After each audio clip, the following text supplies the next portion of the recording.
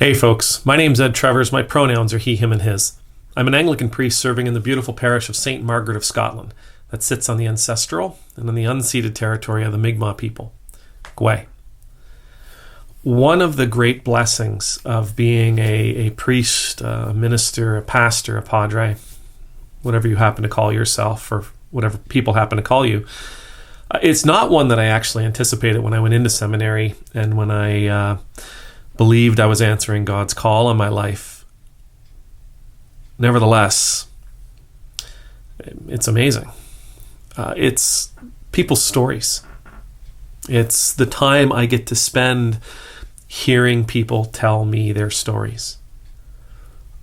Since starting this channel, I've had opportunities to spend a great deal of time with people from all over the world and to hear their stories, and I look forward to hearing more as we go forward together. A couple of weeks ago, I was talking to a friend, and they were telling me about their life and some of their struggles. And they said something that was I thought it was really, really profound. They said, despite the fact I'm going through all this, I've come to understand that not only do I need my family and friends there for support, but I've come to realize that they need my support too, because even though they're not the ones who are going through this personally, they are being impacted by my experience, by my journey. And I need to be understanding that my journey is affecting them.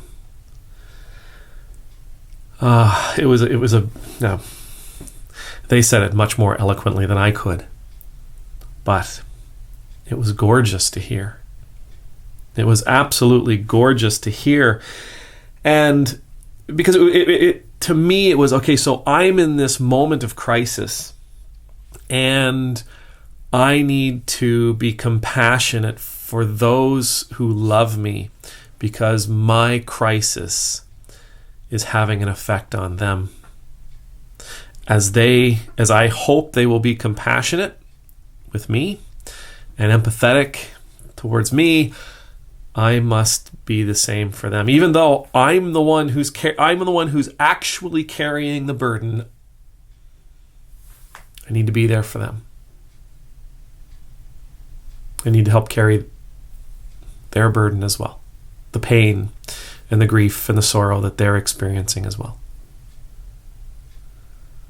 Now, the sad thing is, and this is where we come to the whole why it sucks to be a Christian, or a reason why it sucks to be a Christian, is because despite the fact that we may realize that I need to be there for them, as I hope they are there for me, that's really it. As a Christian, I'm called to live my life by certain values and certain ideals. I'm called to follow Christ to the best of my ability and to provide for the people around me as Jesus provided for the people around him, and as Jesus asks us to provide for our friends and our family and our neighbors alike. But I have no expectation that the way I treat people, the compassion I show, the empathy I offer, the sympathy I provide, the mercy, the forgiveness, the patience, the humility, the kindness, the gentleness, I have no expectation and should have no expectation that my behaviors and my giving and my love will be reciprocated by anyone.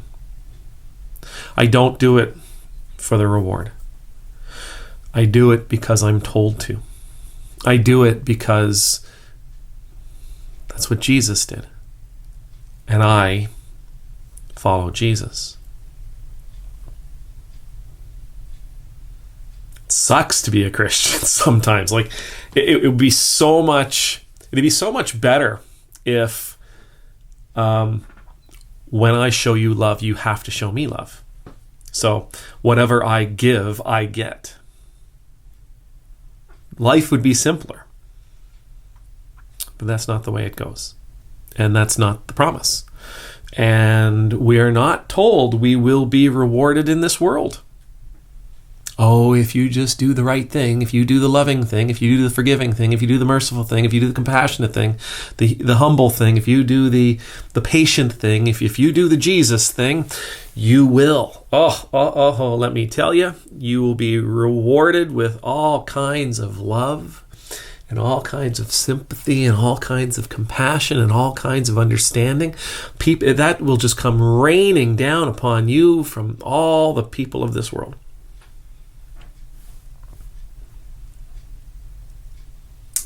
Never promised to us. Our call is our call. It's not something that we force upon others. It's not something certainly not something we demand of others. It's not even something we ask of others.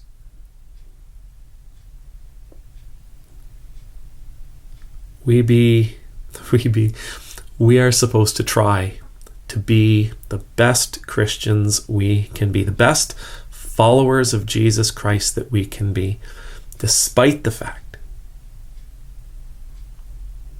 in spite of the fact that it's entirely possible no one will ever return the favor.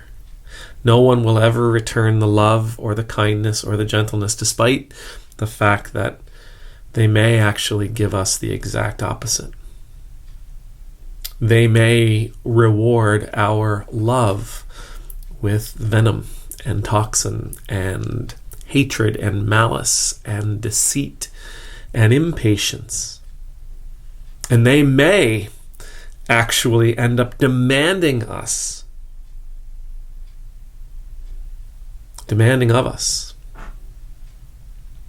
that we provide for them.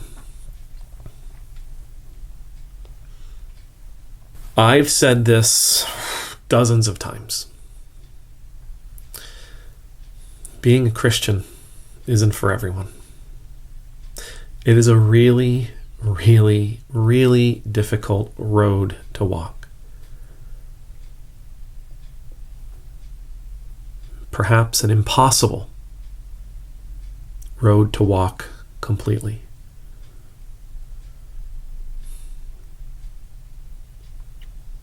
I'm glad you're walking it with me. May the Lord bless you. May the Lord keep you. May the Lord's face be made to shine upon you and be gracious to you. May the Lord's countenance be lifted up to you. May you always know the peace of being in the Lord's presence. And I pray that as we walk this road together, we'll stay strong. We'll gather around one another, so that despite the fact that the people of this world and the others that we encounter may not reciprocate the love that we offer them, we will know how loved and how supported we are by our brothers and sisters who are walking this road with us. I pray that I can count on you. And I pray that you know you can count on me.